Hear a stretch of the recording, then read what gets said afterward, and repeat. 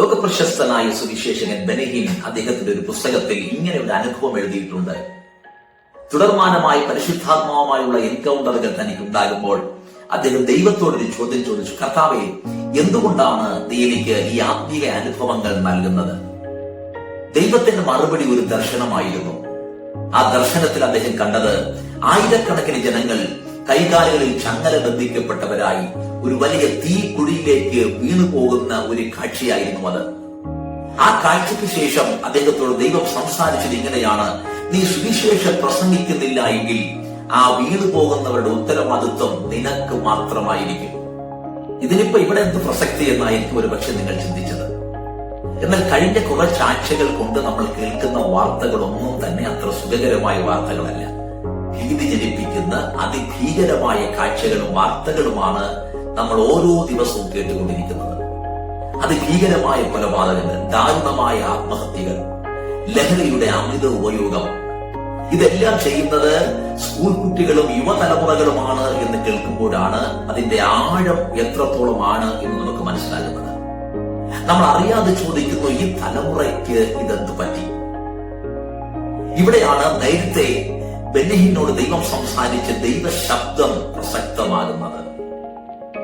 ഇവിടെ ഉണ്ടാകേണ്ട ചോദ്യം ഈ തലമുറയ്ക്ക് എന്തു പറ്റിയെന്നല്ല, ഈ തലമുറയുടെ ഉത്തരവാദിത്വം വഹിക്കുന്ന സഭയ്ക്ക് എന്തു പറ്റി എന്നാണ്. കുറച്ചു കാലം മുമ്പ് വരെ നമുക്ക് പറയാമായിരുന്നു, ഇത് സമൂഹത്തിലല്ലേ നടക്കുന്നത്, ഇത് ഞങ്ങളുടെ സഭയിലില്ലല്ലോ. എന്നാൽ കഴിഞ്ഞ ആഴ്ച നിങ്ങളൊരു വാർത്ത കേട്ടിട്ടുണ്ടാകാം. പെന്തിക്കോസ്റ്റൽ കുടുംബത്തിൽ ജനിച്ചു വളർത്തപ്പെട്ട ഒരു യുവാവ് തന്റെ പിതാവിനെ അതിക്രൂരമായി കൊലപ്പെടുത്തിയെന്ന്. കുറച്ചു കാലം മുമ്പ് വരെ ഏതോ പത്രത്തിൽ മാത്രം വായിച്ചറിഞ്ഞ കാര്യങ്ങൾ ഇന്ന് ദൈവസഭയുടെ അകത്ത് സംഭവിക്കുന്നു എന്ന് കേൾക്കുമ്പോഴാണ് ഈ ചോദ്യം ആവർത്തിച്ച് ചോദിക്കുവാൻ പിന്നെയും നമുക്ക് പ്രേരണയുണ്ടാകുന്നത്. സഭയ്ക്ക് ഇതെന്ത് പറ്റി? നമ്മുടെ യൗവന തലമുറയെ പോലും സ്വാധീനിക്കുവാൻ കഴിയാതെ വണ്ണം എങ്ങനെയാണ് സഭ തരം താഴ്ന്നത്? നമ്മൾ നിയമ സംവിധാനങ്ങളെ കുറ്റം പറയുന്നു, പോലീസ് അധികാരികളെ കുറ്റം പറയുന്നു, സോഷ്യൽ മീഡിയയെ കുറ്റം പറയുന്നു, ഇന്നിറങ്ങുന്ന സിനിമകളെ കുറ്റം പറയുന്നു. പക്ഷേ ദൈവം വിരൽ ചൂണ്ടുന്നത് ഞാനും നിങ്ങളും അടങ്ങുന്ന ദൈവസഭയിലേക്കാണ്. നാം എന്താണ് സമൂഹത്തിന് വേണ്ടി ചെയ്തത്? നാം എന്താണ് നമ്മുടെ യുവതലമുറയ്ക്ക് വേണ്ടി ചെയ്തത്? ഇവിടെ ഉയരുന്ന ചോദ്യം ഇതാണ്: എന്തുകൊണ്ടാണ് നമ്മുടെ സഭകളിൽ ഇത് സംഭവിക്കുന്നത്? എന്തുകൊണ്ടാണ് ക്രൈസ്തവ യുവതലമുറകൾ പോലും വഴിതെറ്റി പോകുന്നത്? ഉത്തരം ലളിതമാണ്. നമ്മുടെ ചർച്ചകളിൽ നിന്ന് യേശു ഇറങ്ങിപ്പോയിട്ട് കാലം കുറയായിരിക്കും. ഞാനിത് പറയുമ്പോൾ നിങ്ങൾക്ക് ദേഷ്യം തോന്നുമായിരിക്കാം, പക്ഷെ ഒന്ന് തിരിഞ്ഞു ചിന്തിച്ചാൽ ഞാൻ പറഞ്ഞത് ശരിയല്ലേ? കഴിഞ്ഞ കാലത്തിൽ സംഭവിച്ചതുപോലെ നമ്മുടെ ചർച്ചയിൽ ആത്മീക അനുഭവങ്ങളുണ്ടോ? രോഗസൗഖ്യങ്ങൾ നടക്കുന്നുണ്ടോ? അത്ഭുതങ്ങൾ നടക്കുന്നുണ്ടോ? ആത്മപകർച്ചകൾ നടക്കുന്നുണ്ടോ? നമ്മുടെ യുവതലമുറകൾക്ക് നല്ല പ്രസംഗം കിട്ടുന്നുണ്ട്, പക്ഷേ അവർക്ക് യേശുവിനെ അനുഭവിക്കാൻ കഴിയുന്നില്ല. അതുകൊണ്ടാണ് ന്യൂ ജനറേഷൻ ചർച്ചകളിലേക്ക് നിന്ന് യുവതലമുറ പോകുന്നത്. അവർ അവിടെ പോകുന്നത് എന്തോ കാഴ്ച കാണാനല്ല, യേശുവിനെ അനുഭവിക്കാൻ വേണ്ടിയാണ്.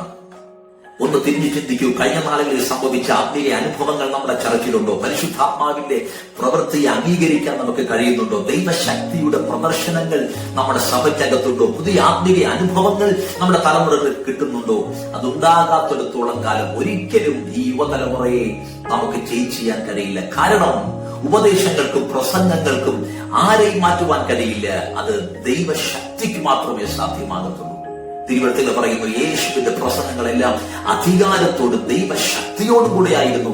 അതുകൊണ്ടാണ് ജനത്തിന്റെ ഇടയിൽ ആ പ്രസംഗങ്ങൾക്ക് സ്വാധീനം ഉണ്ടാക്കാൻ കഴിഞ്ഞത്. എന്തുകൊണ്ടാണ് ഇന്ന് മിക്കവാറും സഭകളിലും ആത്മീയ അനുഭവങ്ങൾ ഉണ്ടാകാത്തത്? ഉത്തരം ലളിതമാണ്. നമ്മൾ ശരിയായ വചനമല്ല പ്രസംഗിക്കുന്നത്. ശരിയായ വചനം പ്രസംഗിച്ചാൽ അവിടെ ദൈവശക്തിയുടെ മാനിഫെസ്റ്റേഷൻ ഉണ്ടാകും. ദൈവശക്തി ഇറങ്ങി വന്നാൽ അവിടെ അത്ഭുതങ്ങൾ ഉണ്ടാകും, രോഗസൗഖ്യങ്ങൾ നടക്കും, അവിടെ പ്രവചനങ്ങൾ ഉണ്ടാകും, അവിടെ ആത്മപകർച്ചകൾ ഉണ്ടാകും. ജനം യേശുവിലേക്ക് തിരിയും, ജനത്തിന്റെ ഇടയിൽ മനസ്സാന്തരം ഉണ്ടാകും. ആ ദൈവശക്തി അംഗീകരിക്കാത്തിടത്തോളം കാലം ഇതൊന്നും സഭയിൽ നടക്കില്ല. നമ്മുടെ യുവതലമുറ വഴിതെറ്റിക്കൊണ്ടേയിരിക്കും. നമുക്ക് എന്താണ് വാസ്തവത്തിൽ ഈ തലമുറയ്ക്ക് വേണ്ടി ചെയ്യാൻ കഴിയുക? യേശുവിനെ അനുഭവിക്കാൻ അവർക്ക് അവസരം കൊടുക്കുക. നിങ്ങൾക്കതിന് കഴിയുന്നില്ല എങ്കിൽ ദൈവശക്തിയുടെ പ്രദർശനമുള്ള, ദൈവശക്തിയെ അനുഭവിക്കുന്ന ഏതെങ്കിലും സഭയിലേക്ക് നിങ്ങളുടെ യുവതലമുറയെ വിടുക. നിങ്ങൾ അവരോട് ചെയ്യുന്ന ഏറ്റവും വലിയ കാര്യം അതായിരിക്കും. അവർ യേശുവിനെ അറിഞ്ഞാൽ, അവർ സ്നേഹവാനായ ഒരു പിതാവിനെ കണ്ടാൽ അവരുടെ അനാഥത്വം മാറും.